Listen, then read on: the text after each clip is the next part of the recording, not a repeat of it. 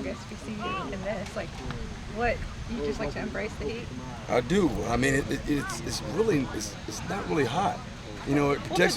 Well, yeah, truly, but it kind of protects me from the sun. The sun doesn't hit me. You know, so you get kind of used to it. You know, it's a mindset.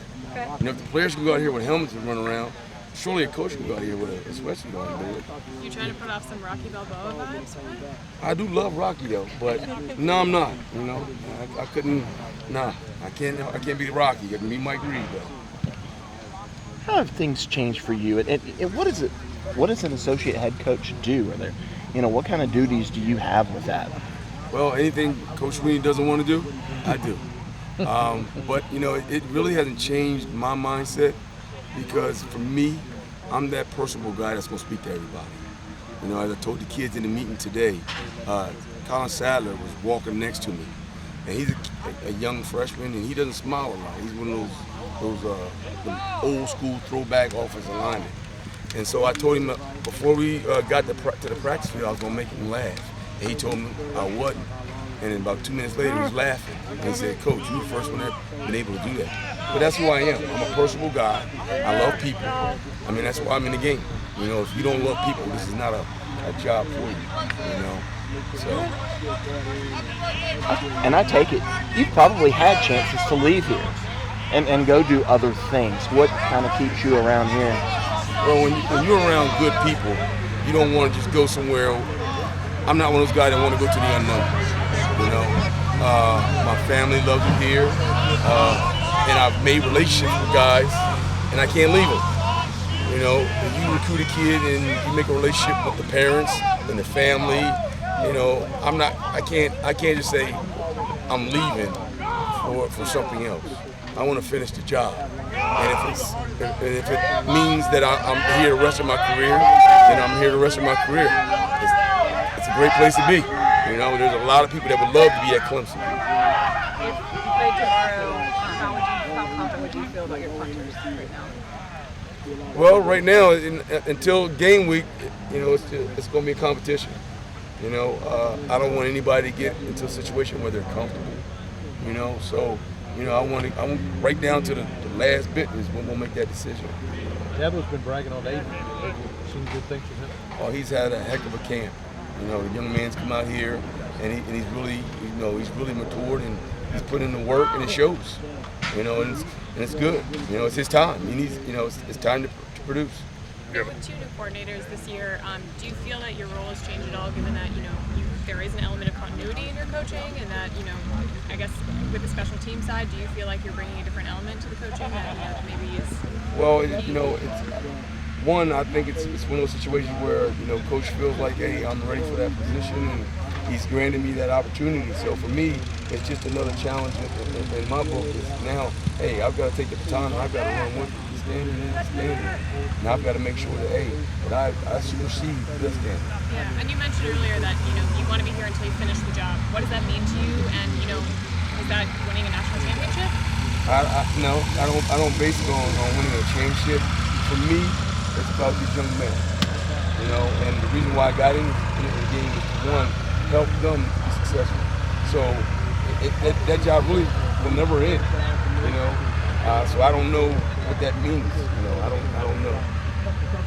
Mike, can you sort of describe the level of trust that both Toriano and Jaden have sort of built from you, and if y'all were to play tomorrow, throwing them in there? Well, in recruiting, I'm one of those kind of guys that, hey, I don't want to feel like I wasted some time going and recruiting somebody. So if I recruit you, I want to play you. Heck, I may die tomorrow. I want to say, hey, I saw you play. And that's with any kid that I'm recruiting. I'm recruiting you for a purpose, and that's not to come and sit on the bench. I want to see you play. This school's investing in you, then hey, let's go, make something happen. Let's play. I think Coach Goodwin mentioned technique maybe was the biggest thing for Toriano to kind of keep improving on. Can you elaborate more on specifics there? Well, there's certain things in high school that you can do and get away with. On this level, you can't. Where everything matters. Where in high school you may take a shortcut to something. Well, on this level you can't, especially against the guys we go against every day. So he's got to be very precise.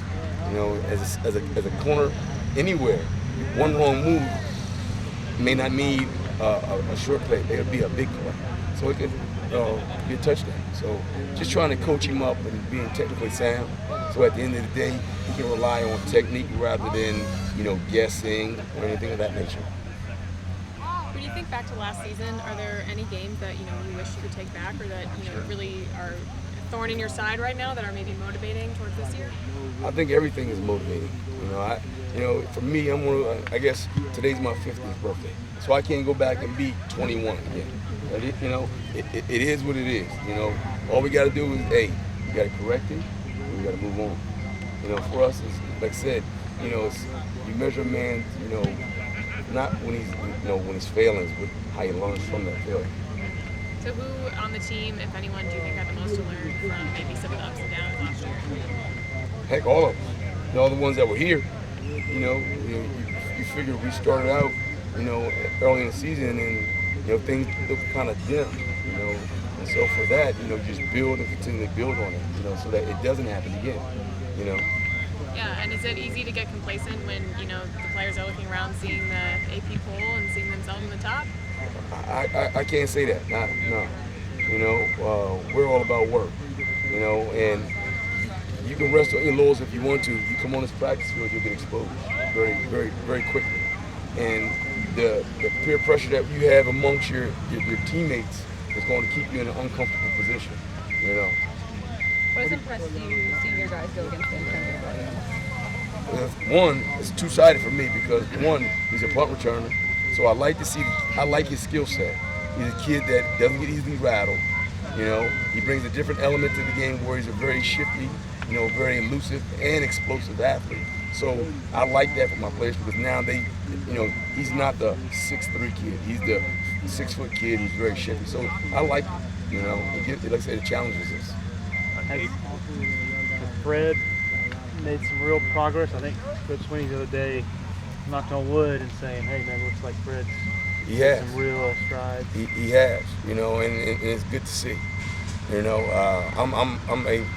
a corner, so I'm his biggest cheerleader. All right. So when I see kids make those strides, that's what you love to see. Sometimes you want them to happen earlier, but hey, God's got his plan for everything. And so for him, he stuck to it where a lot of other kids would have maybe transferred or ran from it. All right. He stuck in there and he learned his lesson and he's grown.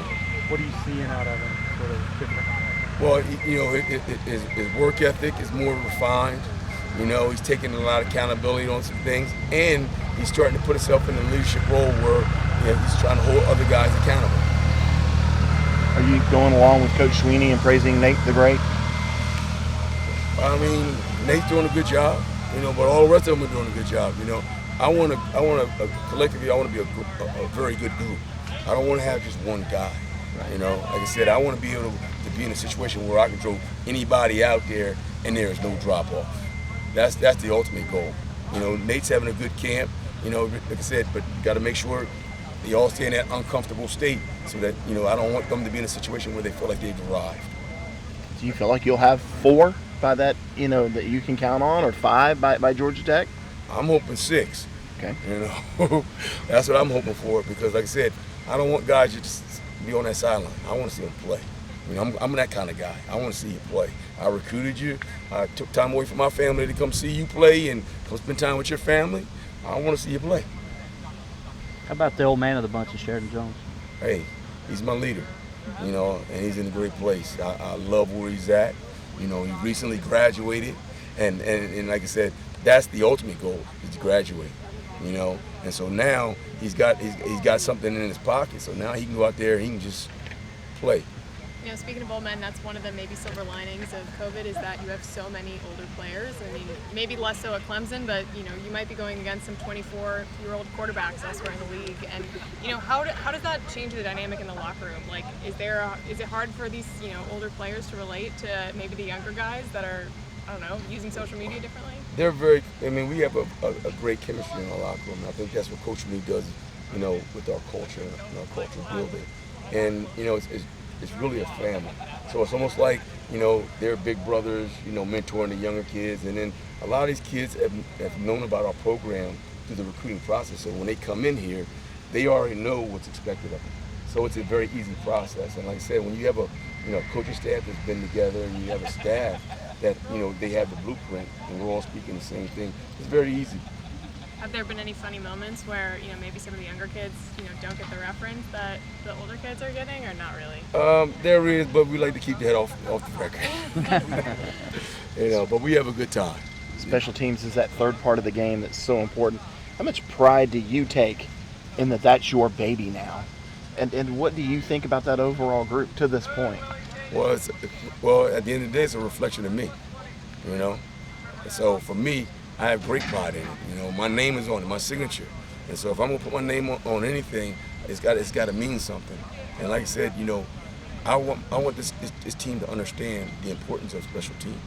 And that's where you get a lot of guys who may not play offense or defense, their only opportunity to really to do anything on the team is special teams. So I want us to have an excitement about special teams, so that when you see us play, you gonna be like, wow, look at this team play.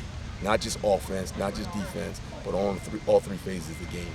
With BT doing all three things, how do you keep him from wearing his leg down? Well, you got to put him on a pitch count. You got to be smart. You can't sit there and let him kick all practice. And like I said, but it gives those other guys an opportunity to show what they got, so that when the time comes and their number's called, they're ready to go. But do you have a pecking order at punt returner, kick returner at this point? Not right now. It's too early. It's too early.